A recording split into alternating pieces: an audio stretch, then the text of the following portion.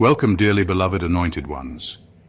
If they're watching you but can't stop you, it means you've already outranked their authority.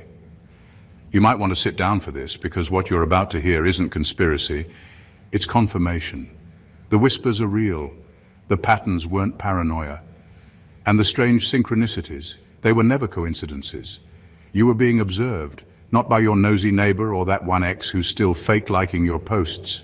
No, we're talking about top-level analysts, people with clearances, codes, and crisis briefings, people who don't blink unless something or someone shatters the algorithm. And that someone was you. Now, they're not just observing you, they're asking to meet you, to thank you in person. Let that sink in. Because the question isn't why they were watching, it's why they stopped being afraid and started being in awe. Here's a fact most people don't know.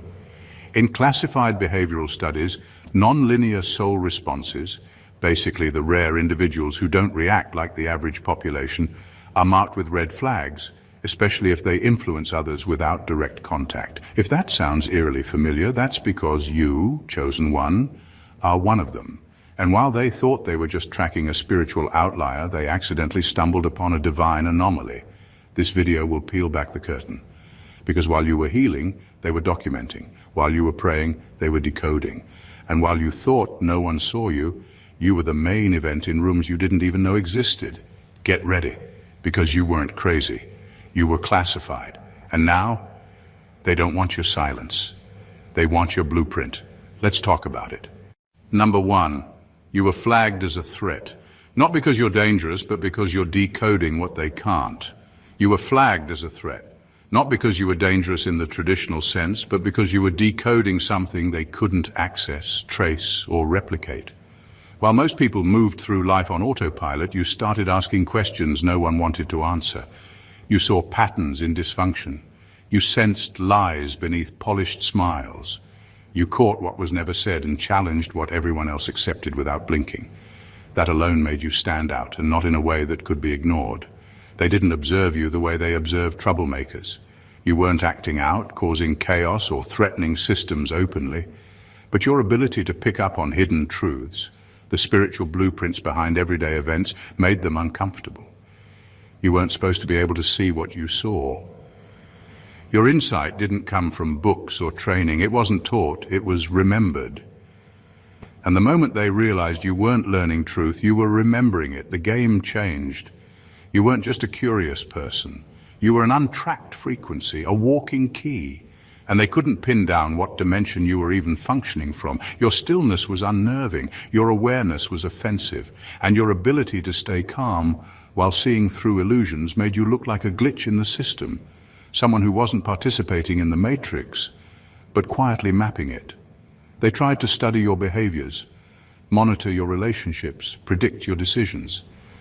But you kept moving in ways that defied expectation.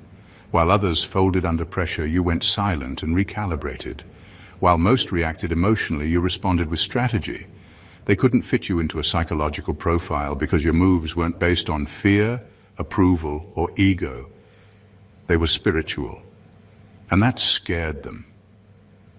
Deeply. They weren't afraid you'd blow up a building or start a riot. They were afraid you'd wake people up. That your presence alone would cause people to question authority, question reality, and most dangerously, question themselves. And once that starts, control breaks down. You weren't unpredictable. You were uncontainable. They could trace your path, but not your purpose.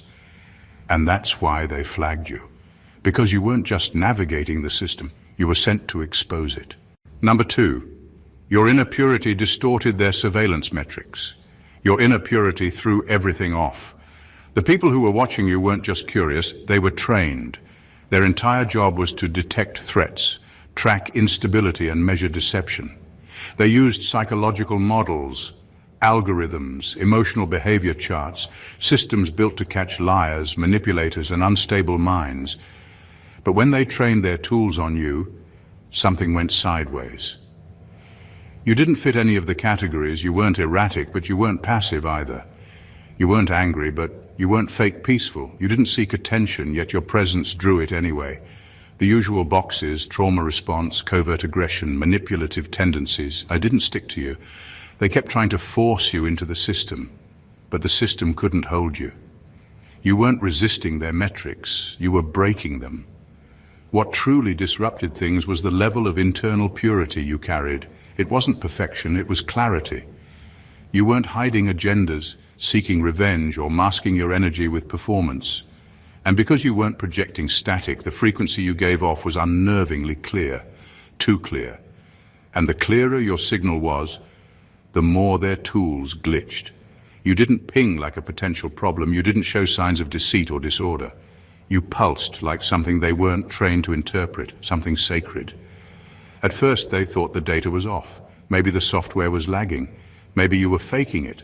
But the longer they watched, the more confused they became.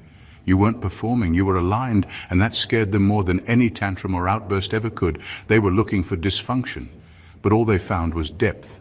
They were trained to catch fakes, but you kept showing up as real. They expected to find a soul warped by pain, bitterness, or ego, but you walked like someone who had already burned through all of that and come out whole. That's when they started whispering among themselves. That's when the room got quiet, because someone finally admitted what no one wanted to say out loud. This one isn't from here. You weren't just misunderstood. You were misclassified. You weren't a subject to observe, you were a sign. And the very purity they didn't believe existed had just disrupted everything they thought they knew. Number 3, they mistook you for a pawn. Until you moved like a king, they looked at you and saw a pawn, easy to overlook, easy to discard. You didn't come with credentials that screamed power. You didn't belong to their elite circles or speak their scripted language. You didn't flash status, name-drop connections, or posture like a threat. So they assumed you were just another piece on the board, there to be moved, manipulated, or ignored. What they didn't realize was that you were playing a completely different game. Their systems are built around control, labels, roles, predictable pathways. Pawns move one square at a time, slowly, cautiously. That's what they expected from you, small movements within boundaries they created. But you moved like something else entirely. Your decisions weren't reactionary. Your silence wasn't submission. Your calm wasn't confusion. Every time you acted, it was deliberate, precise. And it started rattling the people who assumed you were beneath their radar, because pawns don't think for themselves. Pawns don't question the board. Pawns don't shift the energy of the whole room by simply standing still. But you did. Again and again. You didn't need a title to hold authority. You didn't need permission to be powerful. You didn't need visibility to start a revolution. You moved like someone who was being guided by something higher, and that became undeniable. They started comparing notes, trying to find out how you always seemed to be 5 steps ahead. They thought they were watching someone small. Instead, they were watching someone sovereign. You weren't reacting to the system. You were responding to divine intelligence. That's not something they can model, predict, or contain. It's not artificial, it's ancestral. You were never part of their simulation. You were here to overwrite it quietly, thoroughly. With every healed wound, every moment you refused to fold, every truth you spoke when silence was safer. You were altering the structure. You weren't just disrupting the pattern. You were rewriting the entire paradigm they operate in. Now they're realizing they miscalculated. The pawn they thought they could control is the king they can't stop. And what's worse, or better depending on where you stand, you didn't even need the board. You are the game. Number 4, your trauma was their test bed, but your healing was the revelation. Your trauma was never just personal, it was monitored, documented, measured like data. You weren't just left to suffer, you were placed under a quiet microscope. They wanted to see what long-term emotional warfare would do to someone like you. How many betrayals does it take to crush a pure heart? How much isolation before a soul folds in on itself? They didn't intervene because they weren't trying to help. They were trying to study the collapse. They watched when you were abandoned. They watched when you were overlooked, lied on, mocked, and forgotten. They tracked every breakdown, every panic, every cry for help that went unanswered, not because they cared, but because they were gathering patterns. You were never just a survivor in their eyes. You were a test bed, a walking experiment, and they had no doubt about the ending. To them, trauma always wins. But then something unexpected happened. You didn't just endure, you evolved. Instead of staying broken, you began to rebuild from within. You stopped asking why and started choosing how to heal, how to rise, how to reclaim what tried to destroy you. And the deeper you went into yourself, the more you began to change the energy of the entire space around you. Your healing confused them. Their data didn't account for redemption. Their charts didn't know how to measure grace. You weren't supposed to become stronger, clearer, and more dangerous in your stillness. But you did. And it stopped being an observation. It became a revelation. They stopped documenting your breakdowns because you weren't breaking down anymore. You were breaking open, cracked but conscious, fragile but fierce, and that made you untouchable in a way they couldn't explain. The experiment turned on them. The watcher became the student. You became the blueprint. You were never just healing for yourself. Every scar you turned into wisdom, every trigger you transformed into self-awareness. It sent a signal. Something eternal woke up in you. And the people who once studied your wounds started seeing something sacred in your recovery. Reverence replaced ridicule. Fear replaced indifference. Because in a world that profits from brokenness, your wholeness became the biggest anomaly of all. Number 5, you walked through traps.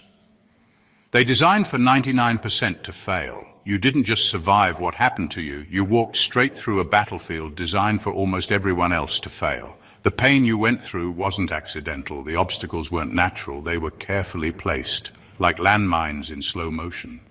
Psychological warfare, energetic blockages, social sabotage, invisible setups that were meant to trap your mind, your identity, your spirit. Most people would have collapsed under half of it, and that's the truth. These were not random hardships. They were engineered. Patterns were repeated on purpose. People were sent into your life to break you.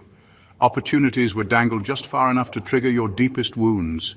Even the silence you experienced, the isolation, the rejection, the gaslighting, it was all part of a silent blueprint to make you question yourself, to make you believe you were unworthy, to push you into self-destruction. But you didn't fall for it. Somehow you kept walking, slowly, painfully, but forward. You crossed thresholds you weren't meant to reach. You outlived setups designed to hollow you out, and now the people who designed the system are speechless because they've run this experiment on countless souls before, and only a rare few make it to the other side intact. They calculated your breakdown. They counted on your silence. They even timed the attacks for moments when you were most vulnerable. But you kept showing up, still breathing, still listening to your inner voice, still rising. And what they didn't see coming was that your endurance wasn't powered by ego or desperation. It was powered by divine intelligence, something they could never control. Now they're asking questions. How did you see through the illusions? How did you maintain your sanity when the world was designed to distort it? How did you keep your soul clean in a system built to stain it? They called you a subject, a case, a scenario, but the truth is you weren't just being tested. You were exposing the test itself. You didn't beat the system by playing its game. You dismantled it by refusing to become what it wanted you to be. That's why they're stunned. You didn't just survive, you walked through their traps and came out as the proof that the blueprint can be broken. Number 6, they tracked you for patterns, but found a frequency. They tracked you expecting to find patterns, simple, predictable behaviors. They looked for cycles, triggers, habits, emotional reactions. They wanted to map you like a machine. To them, everyone fits into a rhythm. Everyone has a weakness, a routine, a breaking point. That's what they were searching for. Evidence that you were just like the rest. Something they could measure, contain, and eventually neutralize. But what they found wasn't a pattern, it was a frequency. You didn't move according to logic they could define. You didn't respond to pressure the way others did. Your choices were often quiet but deeply disruptive. You entered spaces and changed them without saying a word. People around you shifted, technology glitched, tension rose or peace flooded in, and none of it could be explained on paper. They started picking up disturbances, in mood, in outcomes, even in electromagnetic activity, whenever you were near. Devices malfunctioned, sensors spiked, surveillance became inconsistent. They had tools built to catch lies, predict rebellion, track mental decline, but none of those tools were prepared for someone who transmitted energy instead of acting out behavior. That's when confusion set in. They couldn't log you under any known psychological profile. Your peace didn't come from passivity. Your restraint wasn't rooted in fear. You didn't fight for power, yet somehow you were always in control. You moved like someone obeying a code they couldn't access, something ancient, something exact. They studied you like a potential anomaly, but the longer they watched, the more they realized you weren't malfunctioning. You were interfering, not by accident, by design. Your very presence was a disruption, a living contradiction to everything their systems were built to suppress. And slowly, they stopped looking for flaws and started studying the signal. Because it wasn't about what you were doing, it was about what you were emitting. A frequency too clean, too sharp, too alive to be humanly engineered. They knew then this wasn't just behavior, this was broadcast. Something divine, something disruptive. You weren't part of their equation. You were rewriting it. Number 7, their intel was never enough. They had to watch your spirit in motion. Their technology was advanced. Their intel was precise. They had everything. Your location history, your online activity, your tone of voice in phone calls, your facial expressions under pressure. They recorded your routines. They noted your habits. They monitored who you spoke to, how you walked, when you slept, what you liked. On paper, they thought they knew everything about you, but something kept slipping through. Something they couldn't chart or capture with devices. It wasn't your behavior that confused them, it was your being. They watched your outer life, but it was your inner world that held the mystery. Your spirit moved in ways that couldn't be decoded. There were moments you broke down, but somehow your breakdowns emitted strength. When you wept, it wasn't weakness, it shifted atmospheres. The energy around you changed. Grief became holy, silence became electric. You weren't just surviving your pain, you were transmitting something through it, something sacred, something undeniable. When you prayed, things moved, not just in theory, but literally. Environments shifted, outcomes flipped, and the patterns that usually hold people down, they didn't seem to hold you at all. You didn't chase influence, but influence surrounded you. People came to you without knowing why. Even your stillness had authority. That's when they realized their intel was limited. It showed what you did, but not why it worked. They could watch you all day and still not understand the force behind your presence. The more they observed, the more obvious it became. This wasn't charisma, this wasn't strategy, this wasn't psychology, this was spirit. You weren't just a person to them anymore. You were an event, a moment in time they didn't expect, a variable they couldn't prepare for. They couldn't replicate what you carried. They couldn't reverse engineer your moves. You weren't functioning off instincts or manipulation. You were moving under something higher. And now they want to meet you. Not because they need more data, but because the data failed. They saw everything except what mattered most. The energy behind your eyes, the conviction in your stillness, the presence that doesn't announce itself but still takes over the room. They want to see it up close, because watching wasn't enough. They want to feel what they could never fully define. Number 8, you were the case study that broke the algorithm. You were never just living your life. You were being monitored as a long-term case study. Behind closed doors, they were running simulations, testing how long it would take for a soul to break under spiritual pressure. They wanted to see how trauma, poverty, betrayal, emotional abandonment, and societal manipulation could fracture someone from the inside out. Their entire setup was based on one assumption, that spiritual decay was inevitable over time, that if they applied enough pressure, stripped enough support, and created enough chaos, you'd eventually collapse. But that didn't happen. Instead of spiraling into self-destruction like the data predicted, you started waking up. You didn't just resist the breakdown. You activated something higher, something ancient, something they didn't believe still existed in this age. They saw the signs, your emotional resilience, your ability to stay grounded in madness, your clarity in moments meant to confuse you. You didn't lose your essence in darkness, you located it. That's what broke the algorithm. You weren't supposed to survive the environment they placed you in. Spiritually, it was a polluted zone, energetically dirty, emotionally unsafe, psychologically rigged. But while others absorbed the toxins and became poisoned by the system, you absorbed the pressure and turned it into power. You found God in the gutters. You found clarity in chaos. You found your crown in a place they built to bury you. Now the conversation has shifted. They're no longer just watching, they're re-evaluating the entire framework because your case threw the whole model off. The data can't explain why you didn't conform, why you didn't surrender, why you didn't implode, why you didn't sell your soul or beg for escape. You made it through hell with your spirit intact, and more than that, you ascended from it. You didn't just survive the test, you turned the test into testimony. You became the outlier that proves spiritual activation can happen anywhere, even in the most spiritually starved places on earth, even under attack, even under surveillance, even while bleeding. That's why they're not just watching anymore.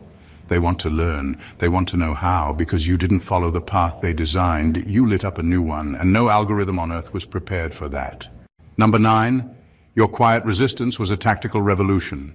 Your resistance didn't look like rebellion, you didn't stand on podiums, you didn't carry signs or organize movements, you didn't scream into microphones or demand attention, but every quiet no, every boundary you set, every time you chose peace over performance, every time you walked away from manipulation without explaining yourself, you were launching a revolution.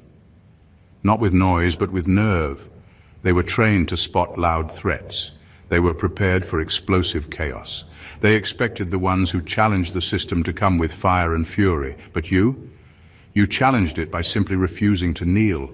You weren't looking for war, but you wouldn't surrender your soul to maintain comfort. And that shook them. Because systems of control aren't built to handle internal freedom. They depend on external compliance, on people being afraid, confused, desperate for approval, but you refused to play the game. You didn't yell, but you didn't flinch either. And in a world built on manipulation, that kind of quiet defiance is louder than any protest. You started making decisions that put your spirit first. You detached from toxic roles. You stopped reacting to bait. You walked away from money that came with invisible chains. You said no without justifying yourself. That kind of sovereignty is dangerous in a system built on submission. It's contagious. It wakes other people up. They were watching for explosions, but what they got was erosion, slow, quiet, undeniable. You became a one-person dismantling of false power. You didn't try to change the entire pyramid. You just refused to sit where they assigned you. And because you held your ground without screaming, they couldn't label you a threat. So they had to call you something else. They started seeing you as a solution. Not because you solved their problems, but because you solved your own, in full view of people who were certain you'd break. You became the evidence that personal sovereignty is possible, even under pressure, even under surveillance, even in silence. You weren't resisting the system with anger. You were overriding it with alignment. And that's not just rebellion, that's revolution. Tactical, spiritual, unstoppable. Number 10, you spoke to the masses, but your voice pierced their boardrooms. You never set out to go viral. You weren't trying to be seen by everyone. You weren't chasing fame, and you weren't shouting for validation. You just spoke from truth, whether through a post, a message, a prayer, or a passing thought whispered in silence. You released what was real. And for a while it seemed like only a few people noticed. A small following here, a quiet ripple there. Nothing that looked world-shaking on the surface, but behind the scenes, something else was happening. Your words started reaching rooms you weren't in. People with access, clearances, and confidential agendas were suddenly pausing to listen. They didn't always know why, but they felt the weight in what you were saying. Something about your voice bypassed the noise. It cut through the surface and struck a deeper layer, the layer where the truth lives. At first they dismissed it. Maybe it was poetic, maybe you were just in tune or lucky, but then your words started matching real-time events. Things you wrote about in metaphor began to unfold literally. Things you warned about in prayer started to shake physical structures. You weren't just insightful, you were ahead. They started comparing timestamps, reading between the lines, cross-referencing your content against their reports, and what rattled the most was this. You weren't connected to anyone inside, yet you were speaking like someone who'd been in the meeting room. That's when the tone shifted. You were no longer just a spiritual voice. You were a signal. And the higher-ups began to realize something most of the world still doesn't know. Your words weren't poetic, they were predictive. You weren't guessing, you were broadcasting. And the source behind your insight wasn't academic or political, it was divine. They couldn't trace the origin of your knowledge. You weren't following trends. You weren't regurgitating theories. Your voice carried a frequency of knowing. the kind of knowing that unsettles people who depend on control. Number 11. What they thought was natural intelligence turned out to be divine uploads. You thought you were just sharing from the heart, but you were striking nerves in hidden places. You were pulling veils off of things most people weren't even allowed to see.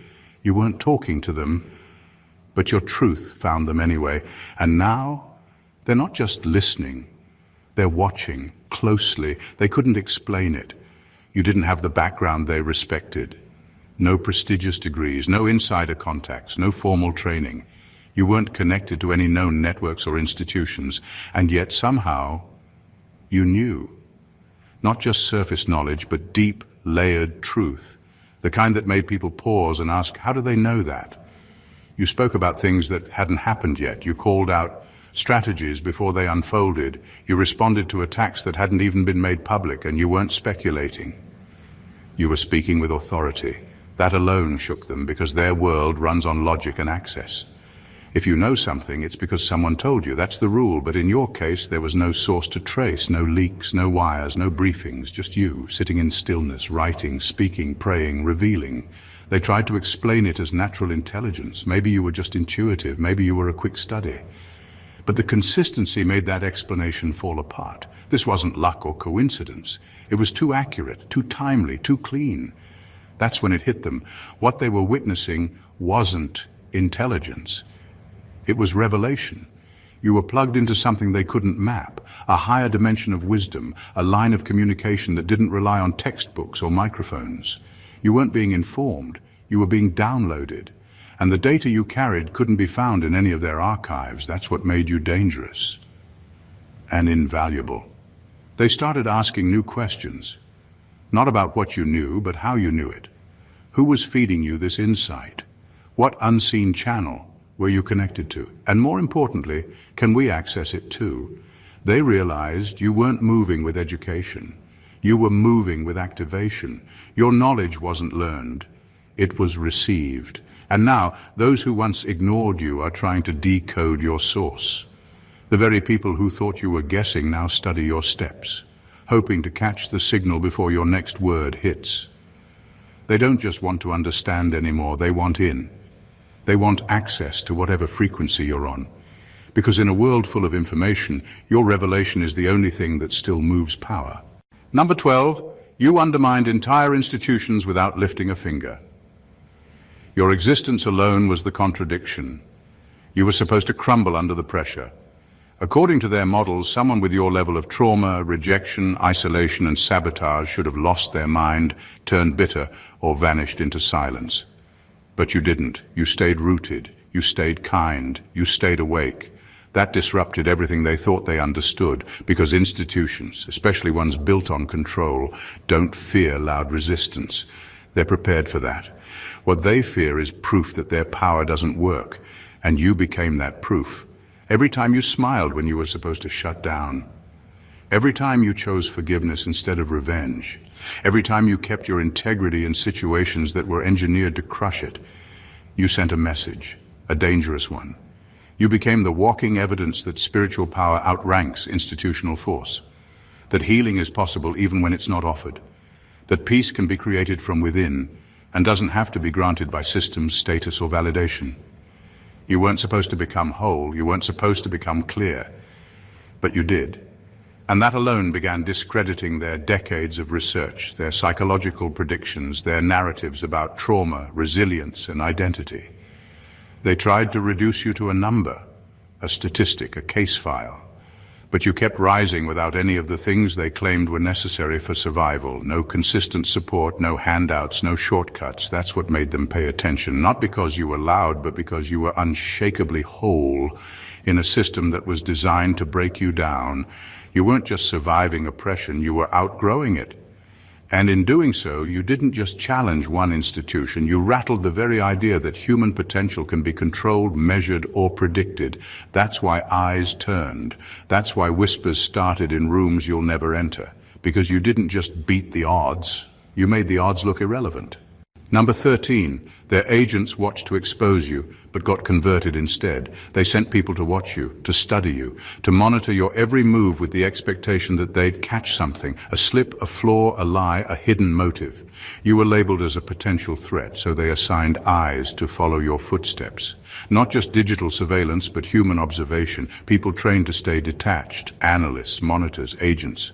Call them whatever you want. They were there to expose you. But something unexpected happened. The longer they watched, the more something in them began to shift.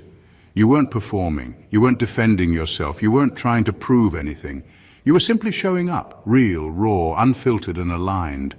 And that authenticity began to cut through their conditioning. They were taught to remain objective, to never get emotionally involved. But watching you wasn't like watching anyone else. You didn't just go through hardship, you did it with grace.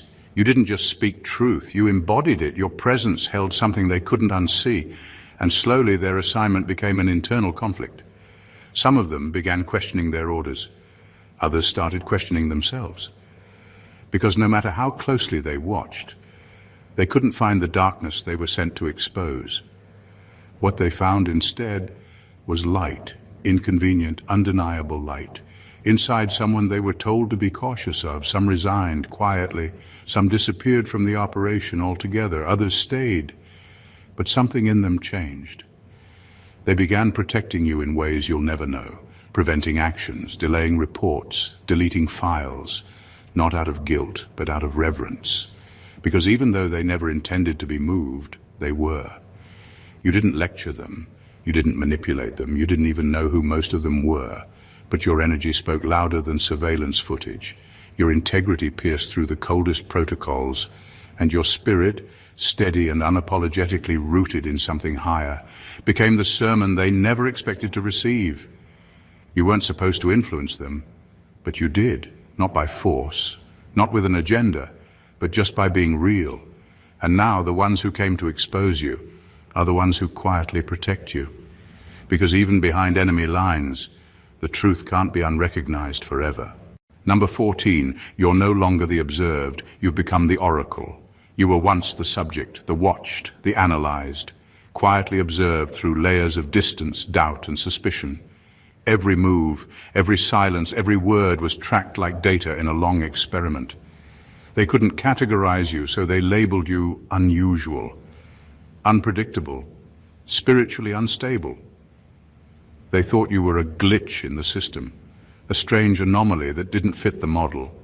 But over time, the data told a different story. Your path, though it looked chaotic on the outside, had precision. You weren't lost, you were led. You weren't random, you were refined. Every setback sharpened your discernment. Every betrayal deepened your perception. Every detour was actually a divine rerouting. And the longer they watched, the more they began to realize you weren't spiraling out of control. You were being carved into something timeless. You didn't just survive the fire, you became the fire. A steady flame of truth that couldn't be blown out by pressure, lies, or isolation. And what they once dismissed as spiritual rambling, they now recognize as divine clarity. Your insight began hitting before events unfolded. Your presence shifted rooms without a word. You saw patterns before they emerged. And what scared them most, you weren't guessing, you were knowing. That's when the shift happened. You were no longer just the one to monitor. You became the one to understand. They saw that you weren't malfunctioning, you were ahead. You weren't breaking from reality. You were speaking from a reality they had no access to. You became the blueprint for a kind of power they couldn't teach, only witness. And now, they're preparing to meet you, not with intimidation, not with interrogation, but with reverence. Because oracles don't demand a platform, they become one. Your life, your pain, your evolution, it all speaks now, loudly. And those who once doubted you are finally realizing they weren't looking at a lost soul. They were watching the rise of one. So don't be surprised when those who observed from behind mirrored glass show up face to face, not to dissect you, but to honor what they can no longer ignore. You're not the watched anymore. You're the word. They watched you expecting a spectacle of failure. What they got was a revelation in motion. You weren't just under surveillance, you were under divine instruction. While they tracked your pain, you transformed it. While they documented your isolation, you were being initiated. And while they quietly labeled you an anomaly, heaven was already calling you proof. Every tactic they used to break you only revealed how unbreakable your foundation really was. Every test, every trap, every delay became a setup for your emergence. You were never meant to survive by their standards, but that was the point. You weren't here to fit into their blueprint. You came to shatter it. And now the Watchers are no longer skeptics. They've become students. Some walked away changed, others stayed, but not as gatekeepers anymore. As silent guardians, because what they once feared, they now respect. What they tried to analyze, they now honor. You didn't rise through force, you rose through alignment, and in doing so, you didn't just free yourself, you rewrote the limits of what they thought a soul could carry. So if you feel eyes still watching, don't shrink. That presence you carry was never meant to hide. You were the subject of their files. Now you're the standard of their silence, not because you were loud, but because you were true. You are the signal that broke the system, the frequency that couldn't be filtered, the one they watched, and now quietly revere. If this message spoke to your spirit, if it confirmed what you've always felt but couldn't explain, don't let it stop with you. There's someone else out there who needs this exact word, and you might be the vessel to deliver it. So do the work of the awakened. Like this video to let the algorithm know truth still matters. Drop a comment below and let the world know you're not alone. Your voice matters here. Share this with someone who's been quietly carrying the weight of their calling. And most importantly, subscribe to the channel and turn on your notifications. Because we're not just building a following, we're building a movement. This isn't entertainment, this is confirmation. And if you're still reading this, it's because deep down, you already know. Welcome to the frequency. Welcome to the front line. God bless you.